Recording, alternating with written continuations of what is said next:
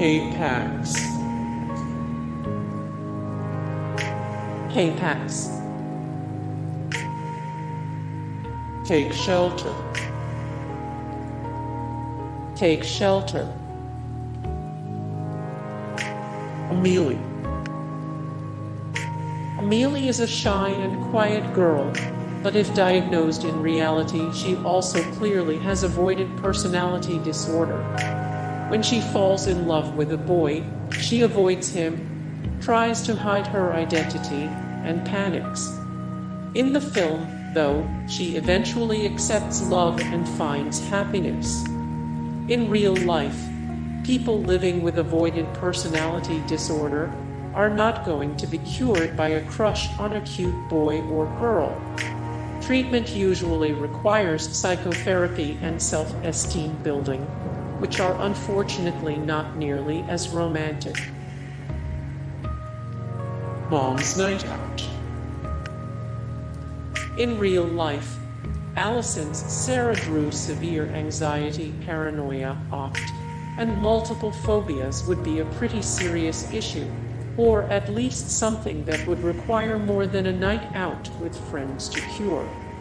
Mom's night out compared and simplifies Allison's mental condition to the stress any mom who cares about her family might experience.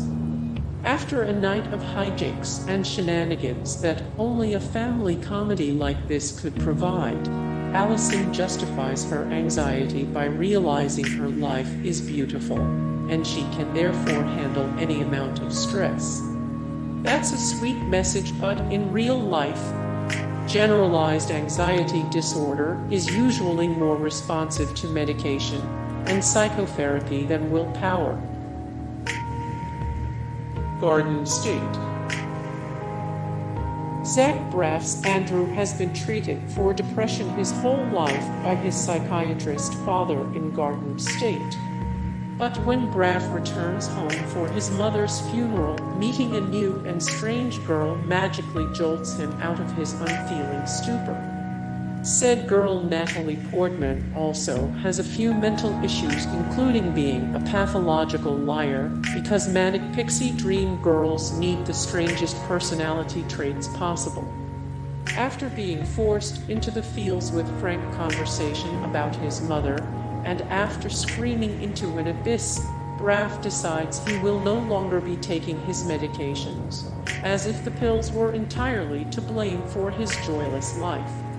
In reality, aside from conditions that are the result of an event, such as post-traumatic stress disorder, depression is generally caused by genetics and a chemical imbalance in the brain and can't be lifted just because a patient decides to one day feel happy and stop taking their medication. More Garden State 34 of 126 the greatest directorial debuts of all time, 52 of 75 50-plus quirky romance movies that are unique in their own way, 91 of 315 movies with the best soundtracks. Girl Interrupted.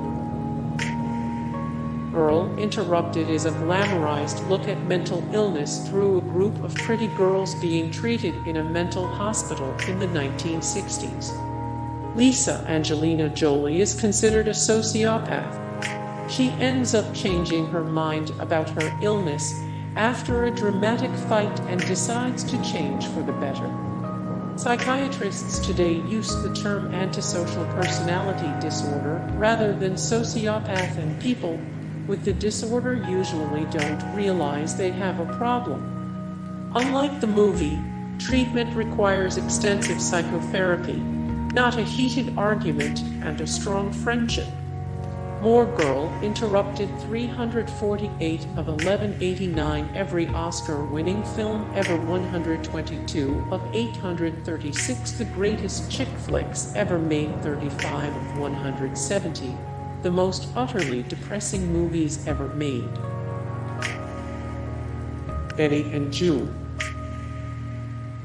Mary Stuart Masterson plays Joon, who has schizophrenia and is also highly creative and artistic. Although she is often able to take care of herself, She occasionally has episodes of cinematic mental breakdowns, like when she directs traffic with a ping pong paddle. Although her situation is bad enough that her brother considers putting her into a care home, she changes dramatically when she meets the unusual Benny Johnny Depp. Schizophrenia is normally treated with medication and psychotherapy, but in this case, finding another person as quirky and unique as yourself is apparently pure enough. More Benny and Joon 118 of 252, the funniest 90s movies 330 of 1540, the most rewatchable movies 233, 541, the greatest guilty pleasure movies. The Dream Team. Michael Keaton's character and a few other psychiatric patients have been let out of the hospital for a baseball game. But when their supervising doctor is knocked unconscious by some crooks, hilarity supposedly ensues. This includes Christopher Lloyd as a delusional OCD patient and Peter Boyle as a man who believes he is Jesus. Aside from the morally questionable plot, men with stereotypical versions of mental illnesses wander around the big city. The fact that all of the characters learn about themselves and grow closer to their loved ones in the process is pure cinema. It's unclear if these characters would in reality have a form of schizophrenia or basic delusional disorder, but real treatment requires medication, psychotherapy, not a field trip. More 550 of 925, the all-time greatest comedy films 130 of 166, the funniest slapstick movies ever made 105 of 123, the best movies about mental illness. Turner and Hooch. Turner and Hooch. The Fisher King. The Fisher King. The Three Faces of Eve. The Three Faces of Eve. A Beautiful Mind. A Beautiful Mind. What about Bob?